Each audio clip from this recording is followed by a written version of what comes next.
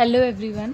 सो ये class 9th chapter 9 atomic foundations of matter का part 2 है। पार्ट 1 में हमने इंट्रोडक्शन देखा था, ठीक है।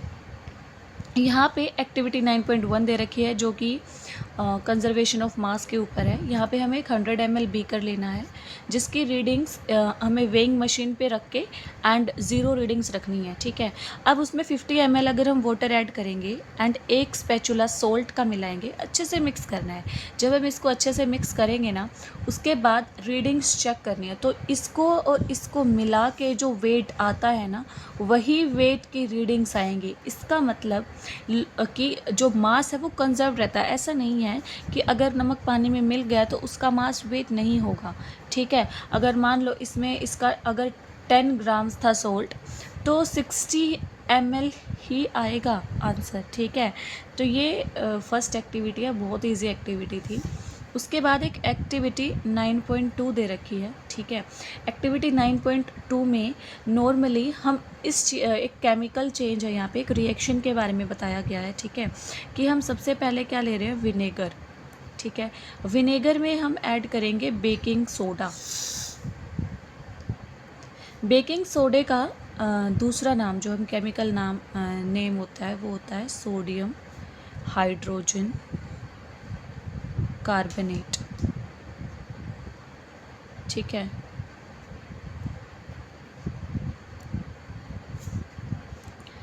यहाँ पे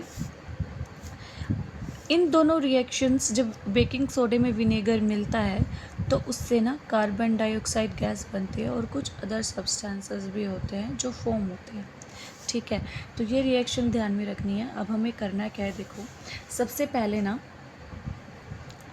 एक्सपेरिमेंटल सेटअप 1 दे रखा है आप लोगों के एनसीईआरटी में, if you have opened your NCERT, ठीक है। उसमें सबसे पहला पॉइंट लिख रखा है कि हमें 100 ml एक कोनिकल फ्लास्क लेना है, ठीक है।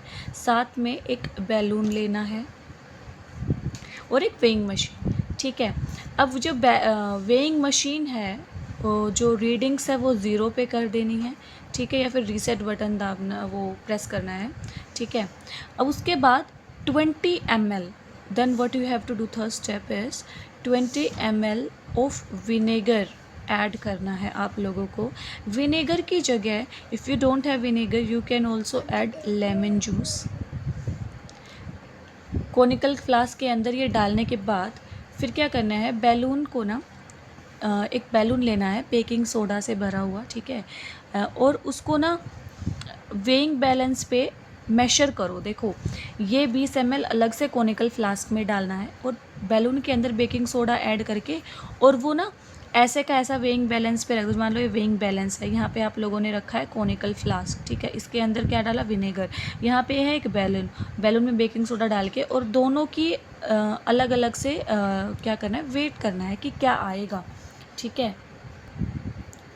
अब ये वेट करने के बाद इसका जो बेकिंग सोडा है वो इसके अंदर डालना है, ठीक है। इसके अंदर जब हम डालेंगे ना डिजिटल वेइंग मशीन में, उसके बाद बैलून को रख दो वापस यहीं वेइंग बैलेंस पे, और फिर आप लोगों को मेशर करना है इनकी रीडिंग्स। तो जो रीडिंग्स आती है ना, वो फाइनल रीडिंग से जो इनिशियल रीडिंग होगी हमारी, इनिशियल रीडिंग फाइनल रीडिंग के इक्वल नहीं होती है एक्चुअली में, ठीक है। यहाँ पे नहीं होते, तो इसका क्या रीज़न हो सकता है, what may be the reason, ये आप लोगों से पूछ रखा है इसमें। क्योंकि होता क्या है, जब हम विनेगर या लेमन जूस में बेकिंग सोडा मिलाते हैं ना, तो कुछ ब्रिस्क एफर्वेंसेस, मतलब थोड़ी बहुत गैसेस भी निकलती हैं। तो वो मास जो होता है वो हवा में फैल जाता है, वो गैस की फॉर्म में निकल जाता है बाहर। तो इस वजह से रीडिंग्स में ये जो हो रहा है ये मतलब सेम नहीं आती हैं, ठीक है। उसके बाद सेकंड में यहाँ पे क्या कर रखा है कि अगर हम ये करें कि कोनिकल फ्लास्क में जो हम लोगों ने विनेगर लिया था यहाँ पे, ठीक है, और जो बैलून लिया था वो बैलून यहाँ पे अच्छे से टाइट बांध दें, और इसमें बेकिंग सोडा है और इसको ऊपर कर दें, लेकिन यहाँ से बंद रहेगा, तो ये जो गैस है ना ये बाहर नहीं निकलेगी। तो इसीलिए अब हम इसको बैलेंस करेंगे ना, तो इनिशियल जो रीडिंग आएगी ना वो फाइनल रीडिंग के बराबर होगी यहाँ पे, क्योंकि हम लोगों ने ऊपर से इसको बंद कर दिया था, जो बैलून है वो ऊपर लगाया है। तो ये सेकंड एक्टिविटी है। अभी हम जो डेफिनेशन है law of conservation of mass की एंड नेक्स्ट एक्टिविटी हम नेक्स्ट वीडियो में देखेंगे। तब तक के लिए bye bye. Thank you everyone, please like the video. Thank you, bye bye.